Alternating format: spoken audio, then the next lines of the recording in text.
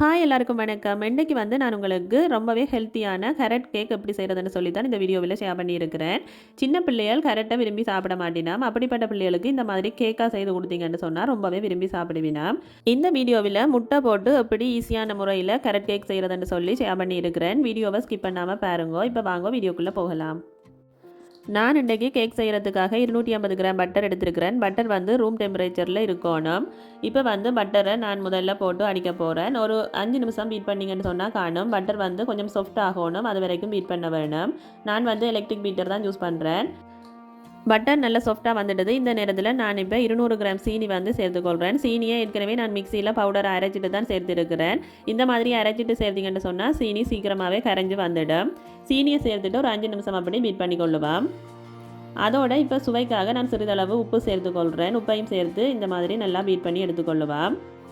சீனி பட்டரோட நல்லா கரைஞ்சி வந்துட்டுது. இந்த நேரத்தில் நான் முட்டை சேர்க்க போகிறேன். 4 முட்டை எடுத்துருக்கிறேன். முட்டையை ஒவ்வொண்டா சேர்த்து நாங்கள் பீட் பண்ணி கொள்ளுவோம்.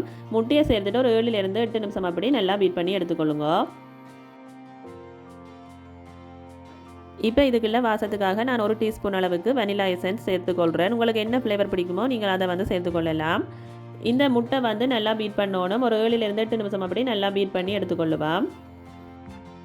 இப்போ பார்த்தீங்கன்னு சொன்னால் நல்லா பீட் பண்ணி எடுத்தாச்சுது. இனி ட்ரை இன்க்ரீடியன்ஸ் சேர்க்க போகிறேன். இதுக்குள்ளே 250 கிராம் மாஸ் சேர்த்துருக்கிறேன்.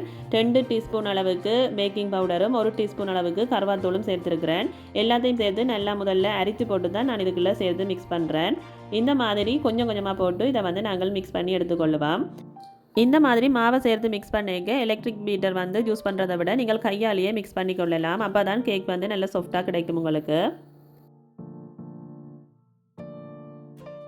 இப்போ நான் ஃபுல்லாகவே மிக்ஸ் பண்ணிட்டேன். கேக் பட்டர் பார்த்தீங்கன்னு சொன்னால் கொஞ்சம் திக்காக இருக்குது. அதால் நான் கொஞ்சமாக பசுப்பால் சேர்த்துருக்கிறேன். பசுப்பாலை சேர்த்து நல்லா இதை மிக்ஸ் பண்ணி கொள்ளுவோம். கேக்கின்ற அந்த பட்டர் அளவு வர வரைக்கும் நீங்கள் பசுப்பாலை சேர்த்து மிக்ஸ் பண்ணி எடுத்துக்கொள்ளலாம்.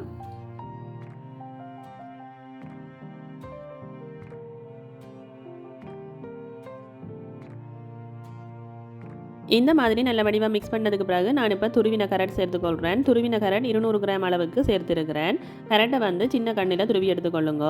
கேரட்டை சேர்த்துட்டு நல்ல வடிவாக இதை மிக்ஸ் பண்ணி எடுத்துக்கொள்ளுவோம். இந்த நேரத்தில் உங்களுக்கு பால் தேவைப்பட்டால் நீங்கள் கொஞ்சமாக சேர்த்துக்கொள்ளலாம். அடுத்ததாக நான் நட்ஸ் சேர்த்துருக்கிறேன். கஜு நட்ஸ் தான் எடுத்துருக்கிறேன். உங்களுக்கு வேறு ஏதாவது நட்ஸ் பிடிக்க மாட்டால் நீங்கள் அதையும் சேர்த்துக்கொள்ளலாம்.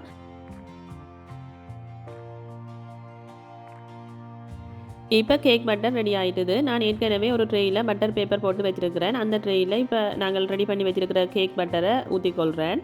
பட்டரை ஊற்றிட்டு அதை வடிவாக சமப்படுத்தி விட்டுக்கொள்ளுவோம்.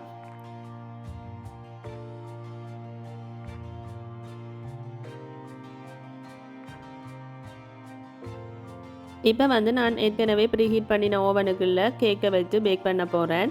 180 பாகை செல்சியஸில் 40லேருந்து 45 நிமிஷம் வரைக்கும் வச்சிங்கன்னு சொன்னால் கேக் சூப்பராக ரெடி ஆகிடும். எனக்கு பார்த்தீங்கன்னு சொன்னால் கிட்டத்தட்ட 45 நிமிஷம் எடுத்தது பேக் ஆகிறதுக்கு. குச்சி வச்சு இந்த மாதிரி குத்தி பார்த்தீங்கன்னு சொன்னால் ஒட்டாமல் வந்துச்சுன்னு சொன்னால் கேக் ரெடி. இப்போ நான் இதை எடுத்து வெளியால் வைக்கிறேன். நல்லா ஆறணும். ஆறினதுக்கு பிறகு நான் உங்களுக்கு இதை கட் பண்ணி காட்டுறேன்.